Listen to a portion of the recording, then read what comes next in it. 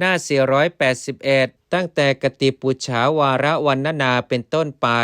บัดนี้พระธรรมสังฆาการจารย์ทั้งหลายตั้งบทมาติกาโดยในมีคำว่ากติอาปัตติโยเป็นอาทิแล้ว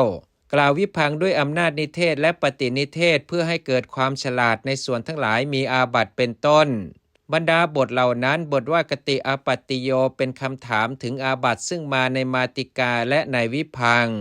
แม้ในบทที่สองก็มีในเหมือนกัน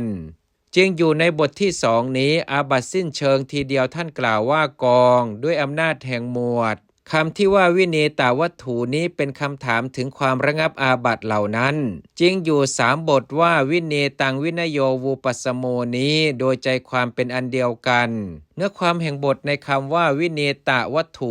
นี้พึงทราบดังนี้ว่าวัตถุเป็นเครื่องกำจัดอาบัตินั่นเองชื่อว่าวินีตวัตถุบัดนี้เมื่ออาคารวะเหล่าใดมีอยู่อาบัติจึงมีเมื่ออาคารวะเหล่าใดไม่มีอาบัติย่อมไม่มีเพื่อแสดงอาคารวะเหล่านั้นท่านจึงกล่าวคำถามสองข้อว่ากติอาคารวาเป็นต้นส่วนคำว่าวินีตวัตถุนี้เป็นคำถามถึงการกำจัดอาคารวะเหล่านั้นก็เพราะอาบัติเหล่านั้นที่จัดว่าไม่ถึงความวิบัติย่อมไม่มีฉะนั้นคำที่ว่ากติวิปัตติโยนี้จึงเป็นคำถามถึงความวิบัติแห่งอาบัติทั้งหลายคำที่ว่ากติอาปฏิสมุฏฐานานี้เป็นคำถามถึงสมุฏฐานแห่งอาบัติเหล่านี้เองคำที่ว่าวิวาทมูลานิอนุวาทมูลานิเหล่านี้เป็นคำถามถึงมูลแห่งวิวาทและอนุวาทที่มาว่าวิวาทาธิกรอนุวาทาธิกร